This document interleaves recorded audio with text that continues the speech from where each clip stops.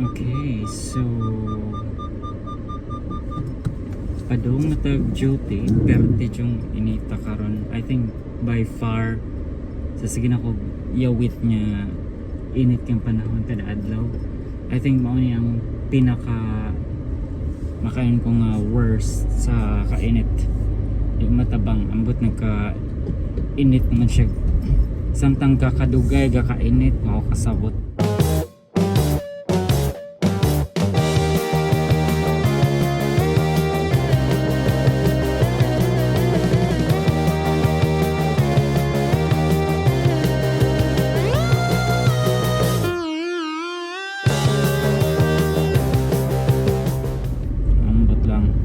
Ambot sa world. So as always magstorya tag mga anything nga unsay musod sa akong manahuna kay wa jud ko yon nya kanang topic nga atong storyaan.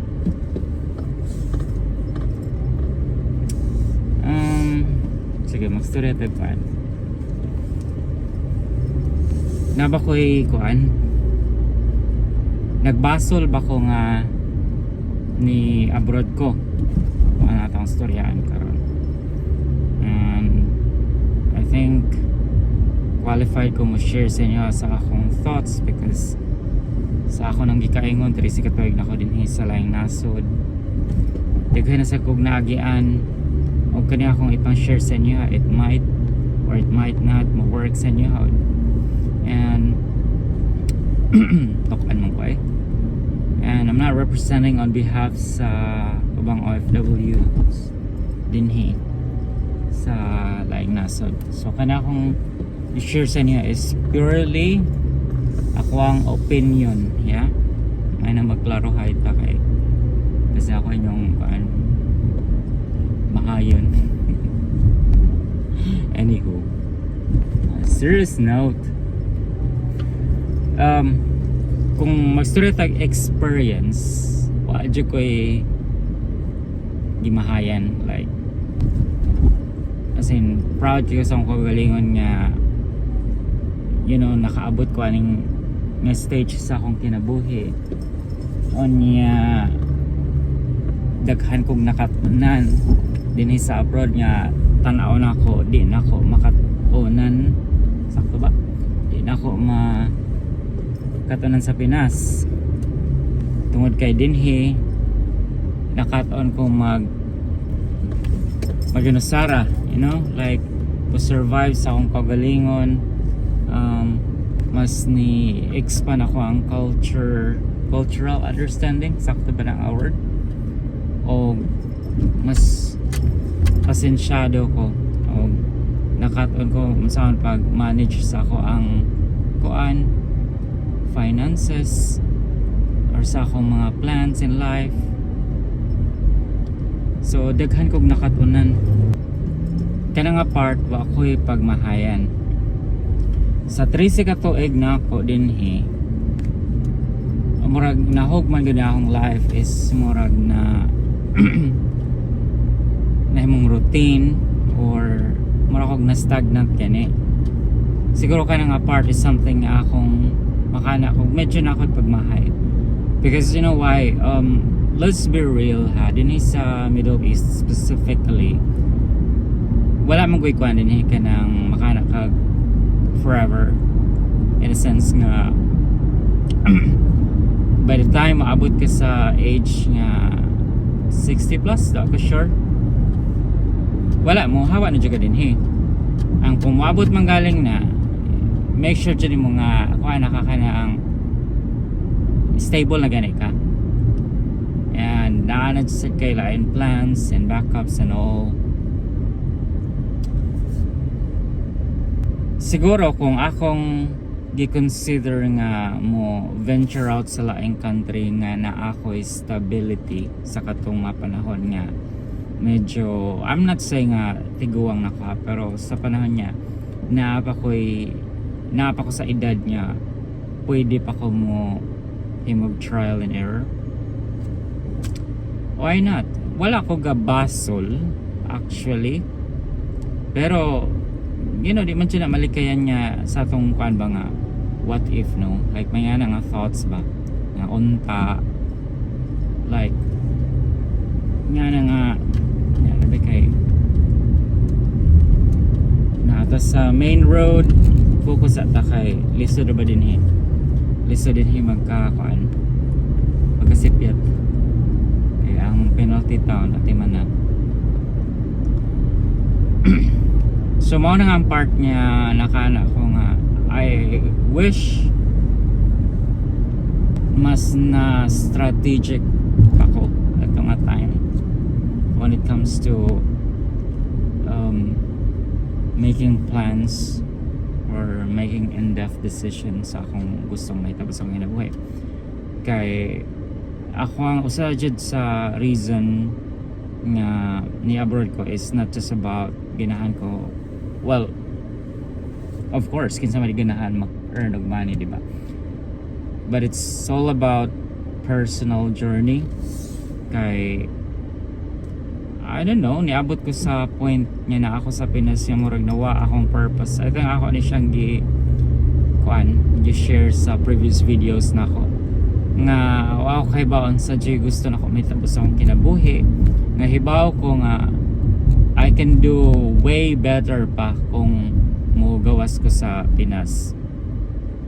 Aside for a fact niya medyo atong country is you know, di lang ako mo comment, but I'm hoping ma-improve na siya. But the whole point there is that ako magaling personal journey na gusto ko mo abroad because gusto ko nga daghan ko makatunan, gusto ko mo i-test akong kaugalingan when it comes to mga challenges nga umaabot kung asa jud kutob akong kapasidad. And daghan ko gustong mahitabo sa akong kagalingon nga dili na ako ganahan i-limit akong self in a sense nga nara ko sa Pinas and then one day moabot ang panahon nga makana ako like unta gibuhat na ko akong gusto samtang naapa ko yung time because you know nagkadagan man gud atong oras din doesn't mean na dili naka-capable mo buhat anak, pero eventually kung naanamog ka sa edad medyo lisod ni gani kaayo maghimog trial and error pa lang ni in my own opinion. So mo na siya ang challenge. I don't know, daghan pa mag-area siguro. Secondly, din sa Middle East I'm being understanding about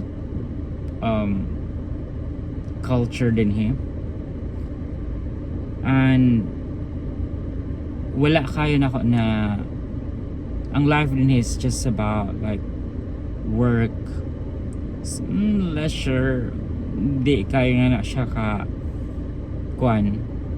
compare sa ubang nasod because I get a chance man sad nga to travel sa laing countries and then ma-compare nimo ba ang way of ang daily lifestyle but ang quality of life.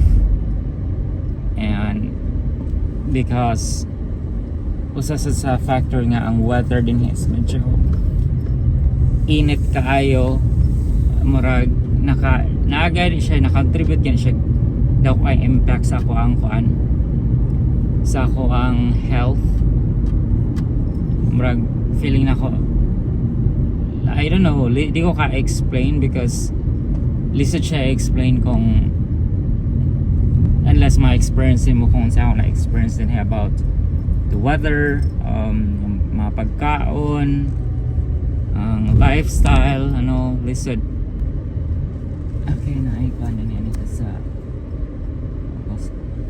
so mao na siya akong experience. Overall wala pang ko pagmahay, na-enjoy mo na ako kung kinabuhi din daghan sa kog mga nakuan sa akong kagalingon na proof. And then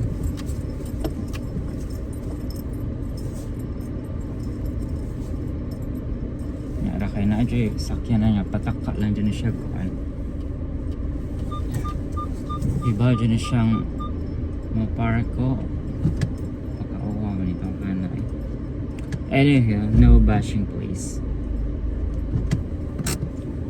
bye o na naman ko sa kuan so balik ka yeah wala ko regrets sa akong experience din hidaghan kayo nakataunan mas na-develop ko nga as a person o amurag na-achieve ganin ako kung gusto na akong ma-achieve in life na-prove na ako I would say nga capable di ako and then kung sa magaling akong gusto mahitabo on my next journey and I think given nga ni survive ko din nga ako rosa I think I'm capable to do it and ayaw kuan sometimes we have to take risk you know sa atong kinabuhi mao dyan ang pinaka-importante ayaw hold back because kung mo take kag risk diha di ka daghan kag makatunan sa imong kinabuhi diha nimo ma-discover kung unsa di kanindot ang life sige na magsire tag balik kay late na inyong uyuan bye